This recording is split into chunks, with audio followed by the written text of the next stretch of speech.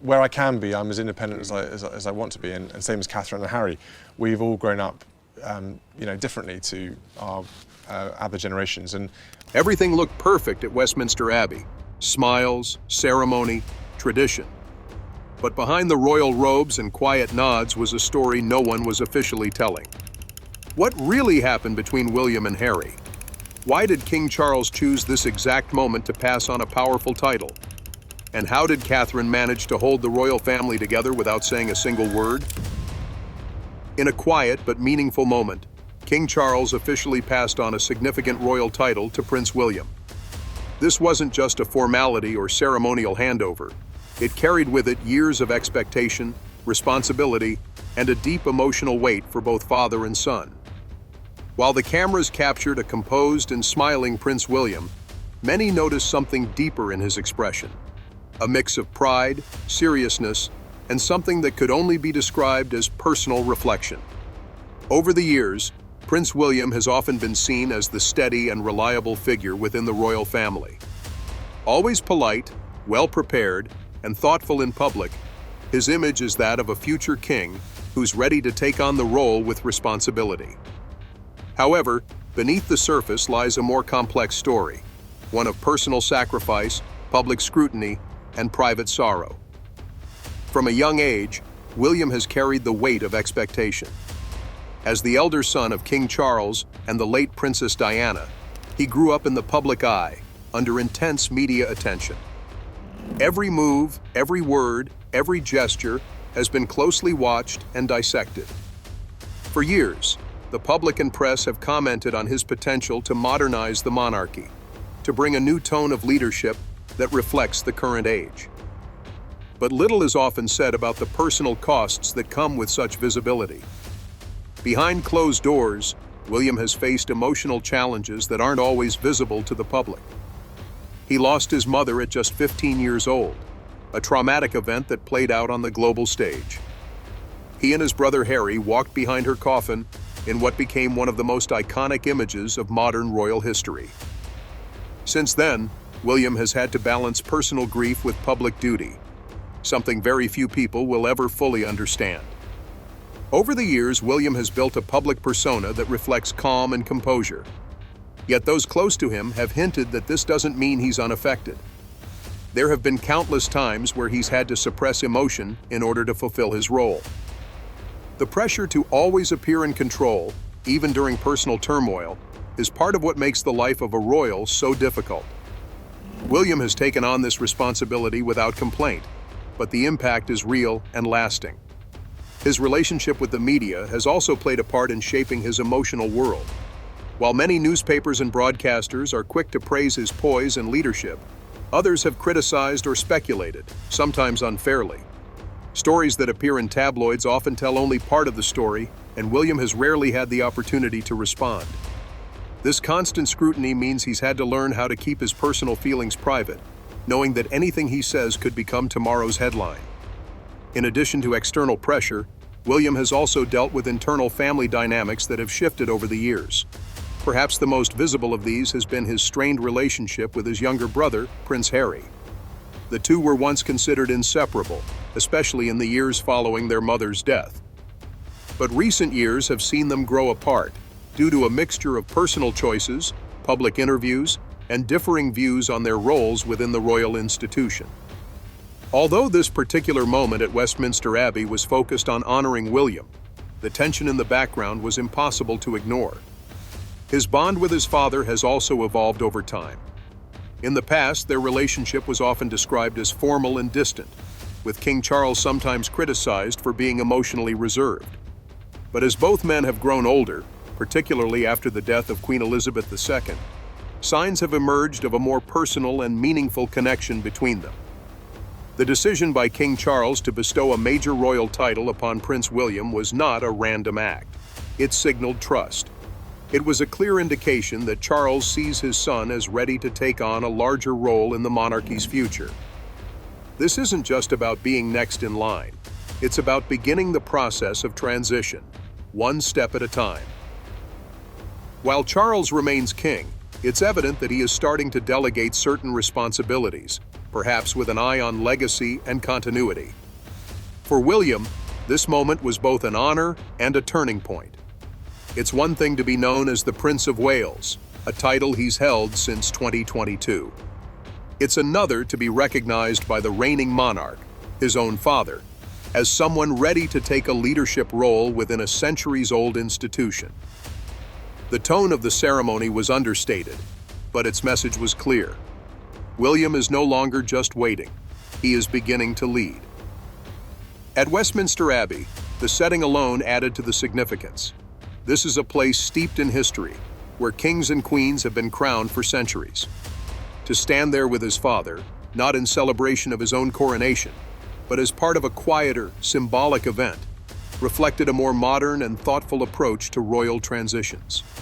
There was no fanfare, no dramatic speech, just the quiet dignity that often accompanies truly important milestones. For many observers, this was a moment of continuity. After years of turbulence within the royal family, including public controversies and changing public opinions, the image of father and son standing together brought a sense of reassurance. It was a rare display of unity in a time when the monarchy has faced increasing scrutiny. And while it didn't erase the complexities behind the scenes, it did offer a glimpse into how the institution is adapting. William's role is not only to uphold tradition, but to modernize it. He understands that the monarchy cannot simply rely on rituals and old customs to remain relevant. The world is changing, and so must the way royals connect with the public. This is something he has spoken about, albeit subtly, in past interviews. He's expressed his desire to do things differently, not to rebel against tradition, but to ensure it aligns with contemporary values. His wife, Catherine, has also played a key role in shaping this new approach. As a couple, they've focused heavily on issues like mental health, early childhood development, and supporting frontline workers. These choices aren't accidental. They reflect a shift in focus, from ceremonial duties to meaningful causes. It's a strategy designed to connect the monarchy with real people and real issues. In this broader context, the title given to William at Westminster Abbey is more than just a formal recognition. It's a milestone in a longer journey. It shows that King Charles is beginning to hand over parts of his legacy. And it shows that William is not only ready, but willing to step up. There is, of course, still a long road ahead. As future king, William will have to navigate a complex landscape, balancing the past with the present, tradition with innovation, public duty with private life. But if this moment at Westminster Abbey proved anything, it's that the groundwork is being laid carefully and with intention. The build-up to Prince William's ceremonial moment at Westminster Abbey was meant to be a milestone in his royal journey. It was an event carefully planned, rooted in centuries of tradition, and intended to highlight a seamless transition of leadership within the monarchy. However, just days before the event, Prince Harry gave an unexpected and emotional interview with the BBC that shifted public focus away from Westminster and back onto the rift between the brothers. In the interview, Harry didn't speak as a royal representative, but as a son and brother who had reached a breaking point. He spoke openly about the distance he felt from both his father and William. It wasn't the first time he'd expressed frustration or sadness, but the timing and emotional tone of his words caught many by surprise. Instead of sharp criticism or anger, Harry's comments conveyed a deep sense of disappointment. He described years of feeling unheard, unsupported, and emotionally isolated within the royal system. As Harry's words made headlines, the tone surrounding William's upcoming event began to shift.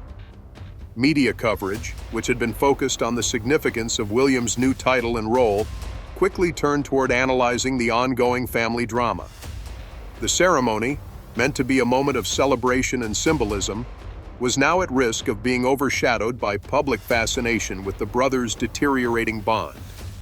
The question of timing sparked debate. Some believed Harry's interview was carefully planned to coincide with his brother's event. Others felt it was simply an unfortunate coincidence. Regardless of intention, the impact was clear. The attention had shifted. Instead of focusing solely on Prince William stepping into a new chapter of responsibility, much of the conversation centered around family conflict and unresolved emotional wounds. Inside the palace, the response was silence. No official statements were released. No clarifications or rebuttals were offered. This silence, however, was not a sign of indifference. According to palace insiders, it was a calculated choice, one rooted in the royal family's long-standing approach to internal matters. Remain quiet, stay composed, and avoid escalating the situation further in public view. Prince William, bound by protocol, did not respond directly to Harry's comments. He maintained his public composure, greeting guests, participating in the ceremony, and fulfilling his role with the same dignity he has long been known for. But beneath the surface, those close to the situation noted that Harry's words had a real emotional effect on William. Old wounds, perhaps not fully healed, were reopened. Personal pain that had been managed quietly resurfaced under the weight of public scrutiny. This dynamic created a difficult position for William. He had to continue with his duties while remaining silent. He could not defend himself or explain his side of the story. His role required restraint, no matter how personal the situation had become. And as millions watched, this contrast became clear.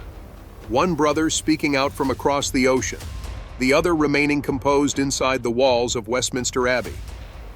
The emotional toll on William was evident to those who know him well. The ceremony, while executed flawlessly in terms of protocol, carried a layer of personal weight that most viewers could not fully see. Family moments, even for royals, are deeply personal. And in this case, the intersection of duty and personal emotion made the occasion more complicated than it may have appeared from the outside. Throughout all of this, Princess Catherine stood firmly by William's side. Her presence during the ceremony was calm, supportive, and unwavering. She didn't speak publicly about the family tension. She didn't react to headlines or interviews, but her quiet support was obvious. She remained poised and composed, reinforcing the strength of the couple as a united front during a time of increased scrutiny. In royal life, silence can speak volumes. Catherine's presence and William's restraint sent a message about the values they uphold: stability, loyalty, and responsibility. While Harry's words were powerful and resonated with many, especially those who value emotional openness, William's silence was equally powerful in its own way. It was a demonstration of discipline and a commitment to honoring his role, even under emotional stress. The public, meanwhile, found itself divided. Some applauded Harry for his bravery in speaking out and challenging outdated traditions. Others criticized him for what they saw as poor timing and unnecessary disruption. Families across the world discussed the situation, each bringing their own perspective to a story that felt both public and deeply personal. On social media, the divide was clear. One camp sympathized with Harry's frustration, while another supported William's quiet strength. The royal family, for all its history and formality, is still a family. The emotions, disagreements, and disappointments they experience are not unfamiliar to the public. But what makes their situation different is the visibility. Every word is analyzed. Every action becomes a statement. And in moments like these, the tension between personal truth and public responsibility is impossible to ignore. As the ceremony continued, with William receiving a role of historical and institutional importance, the background noise of Harry's interview remained present. It didn't stop the event from happening, nor did it visibly alter its tone. But it added complexity. This wasn't just a formal occasion anymore. It had become part of a much larger narrative, one about family, duty, and the cost of silence. Catherine's role, although understated, was especially significant. She didn't just support William privately. She stood beside him in front of the world, showing unity without needing to say a word. Her calm composure served as a reminder that resilience doesn't always come from confrontation. It can also come from choosing peace over public reaction. The contrast between Harry's emotional openness and William's reserved approach is reflective of broader conversations taking place today. How should people handle family pain? Is it better to speak out or stay silent? For the royal family, these questions come with even greater consequences. And while the public may never know every detail, the emotional strain on both brothers is clear. In the weeks that followed, the event at Westminster Abbey continued to be discussed in the press. While attention gradually returned to William's new responsibilities, the impact of Harry's words lingered. The public was left to interpret the silence, to read between the lines, and to wonder what conversations, if any, were taking place behind closed doors. What was meant to be a moment celebrating tradition and legacy turned into a complex mix of progress and pain. William moved forward with the duties expected of him. Harry, from afar, had already chosen a different path. But the emotional story that unfolded around this moment highlighted something that's often overlooked. Even within the most structured institutions, family relationships are still fragile, deeply human, and sometimes deeply hurt. The significance of the event didn't lie just in the name or the formality of the title. It was what the title represented, a deep acknowledgement of Prince William's evolving role within the royal family and the institution itself. For King Charles, it marked a turning point, an expression of trust, and perhaps a quiet moment of connection between father and son. For William, it symbolized something more than responsibility. It meant readiness, resilience, and recognition of the path he had walked to get there. Looking back, the relationship between Charles and William hasn't always appeared especially close. Their public moments together often reflected the kind of formality that defines many royal relationships: polite, coordinated, and careful. But after the passing of Queen Elizabeth II, the atmosphere within the family began to shift.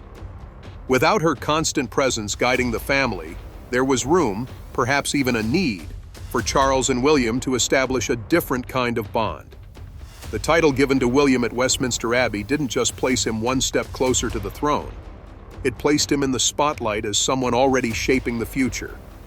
And it came at a time when the royal family was facing increasing pressure to evolve, to demonstrate that it could respond to modern expectations without losing its sense of identity. For years, William has worked to build a profile that balances duty with personal integrity. He doesn't appear to chase attention or the spotlight. In fact, many of his public appearances are marked by a careful balance of warmth and formality.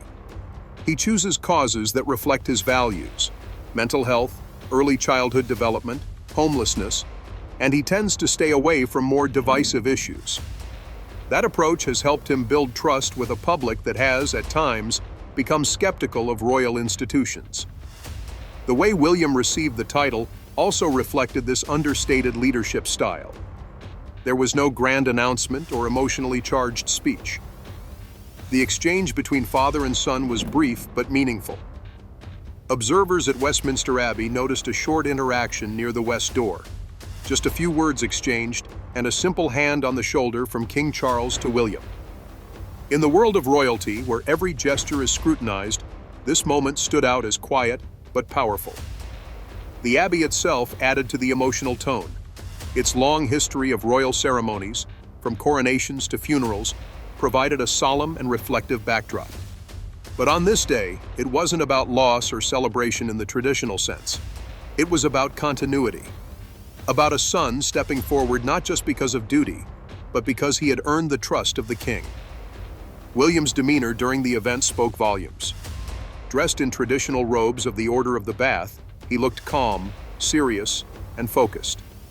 He fulfilled the ceremonial duties with respect, but without the stiffness that sometimes accompanies such formal events. His body language, his attention to detail, and the way he engaged with those around him all pointed to someone comfortable in his growing role. What made this moment particularly significant was not just William's individual role, but how it reflected the state of the royal family overall. After years of public drama, emotional interviews, and media-fueled speculation, this quiet handover of responsibility sent a different kind of message. It suggested that, despite the noise, the monarchy was still functioning. It was still planning for the future, and it was still capable of adapting. Many people watching the ceremony interpreted it as a sign of stability. In a time when the royal family has been under increased scrutiny, especially following Prince Harry and Meghan Markle's decision to step away from royal duties. There was comfort in seeing a smooth, respectful transition. It wasn't about pretending everything was perfect. It was about showing that progress was still possible, even in the face of personal pain. Prince William didn't just accept a new title that day. He stepped further into a leadership role that he's been gradually preparing for his whole life. It was a moment that blended tradition with change, and it happened without the pressure of a coronation or a major public holiday. Just a ceremony that carried weight because of what it symbolized. The timing of the event also raised questions. It came shortly after public comments from Prince Harry had once again brought internal family dynamics into the spotlight. While William chose not to respond publicly, the decision to move forward with the ceremonial appointment showed the family's determination to focus on stability and long-term planning. Some observers wondered whether the timing was intended as a response to recent criticism or as a way to reaffirm the institution's direction. While it's impossible to know for certain, what is clear is that the monarchy continues to operate with a careful balance of image, meaning, and tradition. William's increasing role fits into that larger effort to preserve the institution while preparing it for a new generation. The chapel, filled with banners, history, and symbolism, became more than just a ceremonial space. It became the stage for a subtle but important statement. Prince William is no longer just waiting. He is leading. Quietly, steadily, and with growing confidence. His involvement in the installation of new knights during the ceremony added another layer of symbolism. While the rituals may appear old-fashioned to some, they are deeply meaningful within the context of royal history. William approached the moment not as a formality, but as a reflection of what the monarchy represents: service, continuity, and responsibility. Of course, these qualities have always been associated with William to some degree, but the difference now is that they are being publicly recognized and reinforced by the institution itself. When King Charles gave William this role, it wasn't just about honoring tradition, it was about reinforcing trust. About acknowledging William's readiness to lead, not in the future, but now. In many ways, the quiet nature of the event made it even more powerful. There were no declarations of change, no dramatic calls for reform. Instead, there was a sense of maturity, of leadership emerging not through words, but through actions. And that is very much in line with how William has chosen to operate throughout his public life. As the ceremony ended and the public watched the royal family exit the Abbey, there was a sense that something meaningful had taken place. It may not have dominated headlines for weeks, but it will likely be remembered by those who followed it closely as a moment of subtle transformation. Prince William has often been described as a man of duty, but that description now seems too narrow. What's becoming clear is that he is also a man of reflection, of thoughtfulness, and of quiet strength. These qualities are shaping how he approaches his role and how he will eventually lead the monarchy. His relationship with King Charles appears to be entering a new phase, one built not just on hierarchy, but on mutual respect. And while the road ahead is still full of challenges, both personal and institutional, there's a growing sense that William is not only prepared, but determined to face them in his own way. At Kensington Palace, there is an unspoken understanding among the staff, a quiet practice that reflects the emotional layers of the royal family's recent history. One particular topic, Meghan Markle, is carefully avoided in conversations around Catherine, not because of anger or drama, but because of a need for emotional space and peace. This silence isn't enforced by rules or statements. It's a choice made by someone who has been through enough public and private tension to know the value of quiet boundaries. Catherine hasn't spoken out publicly about the rift between Prince Harry and Prince William. She has not shared personal stories in interviews or commented on media speculation. Instead, she has remained composed, supporting her husband through some of the most challenging years the royal family has faced in recent memory. Her silence should not be mistaken for weakness or avoidance. For Catherine, this is a deliberate way of protecting her family's well-being. When Meghan and Harry chose to step back from royal duties and speak out about their experiences, the impact was deeply personal for the family. Much of what they shared included references to behind-the-scenes tensions and feelings of being unsupported. For Catherine, who had once hoped for a close bond with Meghan and Harry, the fallout was not only public, but also painful on a human level. She reportedly tried to play the role of peacemaker early on, hoping to preserve the closeness that once existed between the two couples. That hope didn't materialize. As time went on, appearances between the couples became more strained, their interactions more formal, and eventually almost non-existent.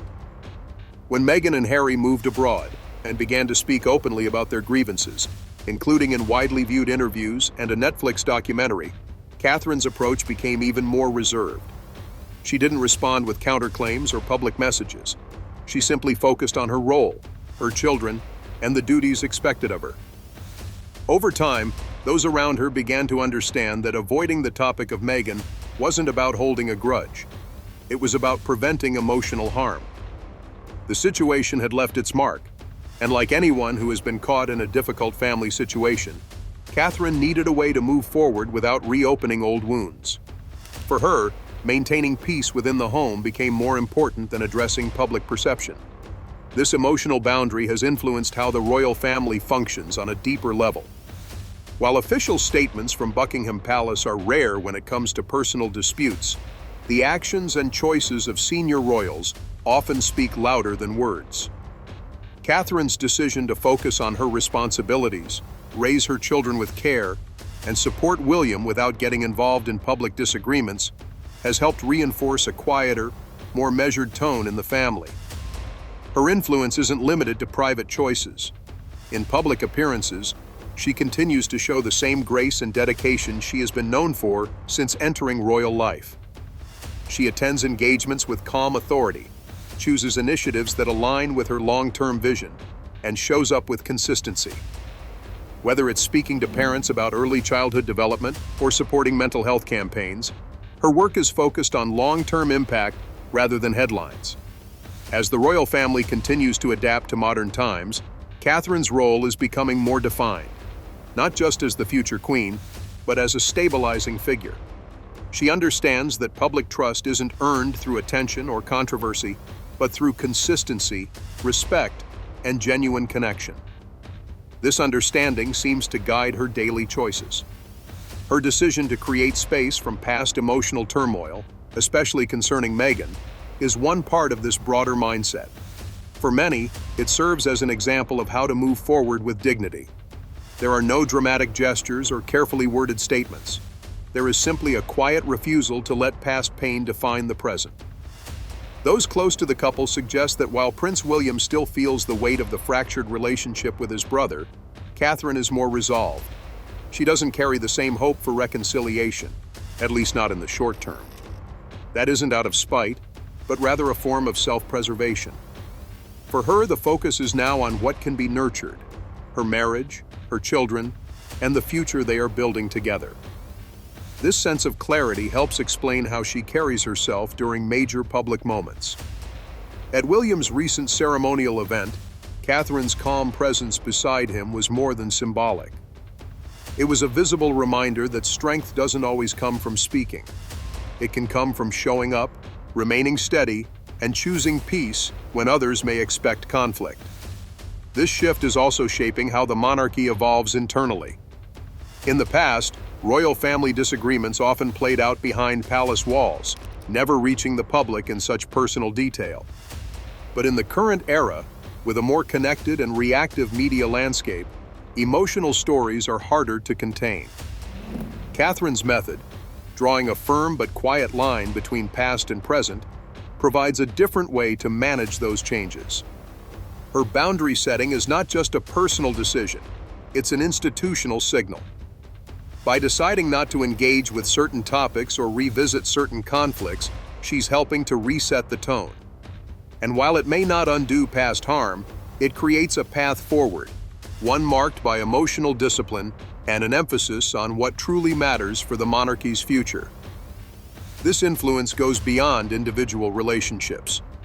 As the mother of the next generation of royals, Catherine's choices have lasting implications.